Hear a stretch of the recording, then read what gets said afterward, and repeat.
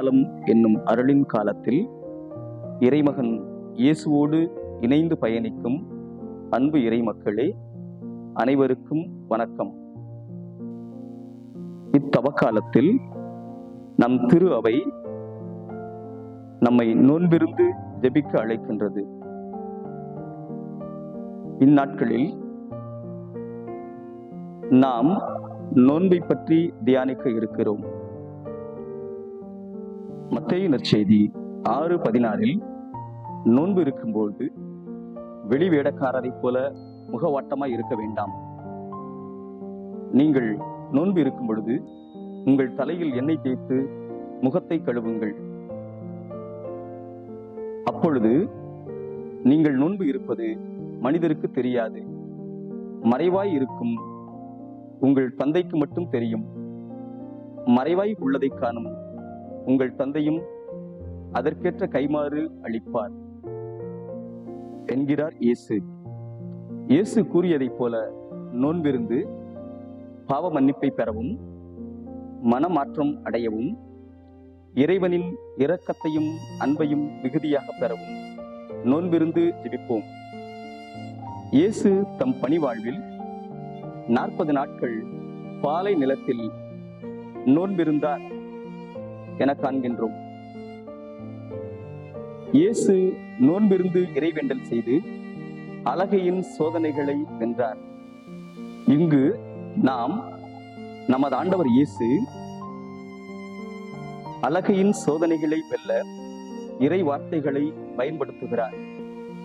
மனிதன் அப்பத்தினால் மட்டுமன்று, இறைவனின் வாய்ச்சல் ஒவ்வொன்றாலும் உயிர் வாழ்கின்றான். மேலும் உன் கடவுளாகிய ஆண்டவரை சோதியாதே எனவும் எழுதியுள்ளது என்றும் கூறுகிறார். இதனை நாம் திருவிவிலியத்தில் காண்கின்றோம். நாமும் இத்தவக்காலத்தில் இறை வார்த்தைகளை ஆழ்ந்து படித்து உணர்வோம், அதனை அறிக்கையிடுவோம், அலகையின் சோதனைகளை வெல்வோம். சிறப்பாக இன்றைய நாளில் நாம் நோன்பிருத்தலை பற்றி பேசுகிறோம்.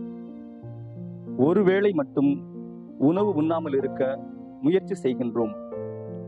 இன்றைய 21ஆம் நூற்றாண்டில் நாம் வாழ்வதற்காக உண்பதற்காக வாழாதே என்ற மொழியின் மாற்றத்தினை நாம் உணர்கிறோம். இன்றைய நாளில் உண்பதற்காகவே வாழுகின்ற நிலையையும் நாம் பார்க்கின்றோம். உண்பதற்காகவே வாழ்வதற்காக சுவையான உணவுகளை தேடி தேடி சென்று உண்கின்றோம். மனிதனின் அடிப்படை தேவைகள் உணவு, உடை, உறைவிடம். இம்மூன்றில் உணவு முதன்மையான அடிப்படை தேவையாக இருக்கின்றது. இந்த உணவை தவிர்த்தலின் மூலம் நாம் இறை வேண்டலை நிறைவாக செய்ய முடியும். நம் உடலை ஒருத்து இறைவனிடம் மன்றாடி வேண்ட முடியும். இதன் மூலம் நாம் உணவற்ற வறியவர்க்கு உணவினை வழங்கவும் முடியும். எனவே நாம் நோன்பிருப்பதற்கு அதிகமான முயற்சிகளை செய்வோம்.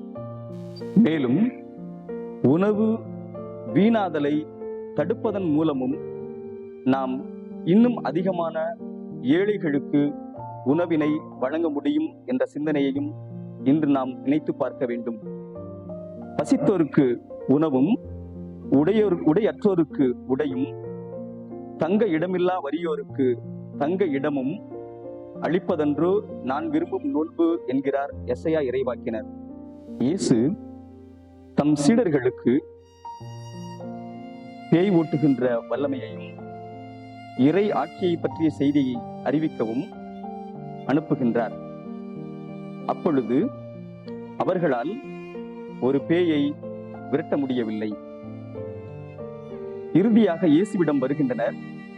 இயேசு அப்பேயை விரட்டுகின்றார். பின்பு கூறுகிறார், இறை வேண்டலினாலும் நோன்பினாலும் அன்றி இப்பேய் வெளியேறாது என்று கூறுகின்றார். இத்தவக்காலத்தில் நாமும் நோன்பிருப்போம். நம்மிடத்தில் உள்ள தீய எண்ணங்களை, தீய சிந்தனைகளை நம் உடலிலிருந்து விரட்டுவோம். தீய சொற்கள் பேசுவதையும் தீய செயல்கள் செய்வதையும் தவிர்ப்போம். நோன்பிருந்து இறைவேண்டல் செய்வோம். ஜெபம். அன்பு இயேசுவே, இத்தவக்காலத்தில் நோன்பிருந்து இறைவேண்டல் செய்ய வரம் தாரும். இதன் மூலம் நாங்கள் பாவ மன்னிப்பை பெறவும் உம்முடைய இரக்கத்தை மிகுதியாக பெறவும் அருள் தாரும். ஆமென்.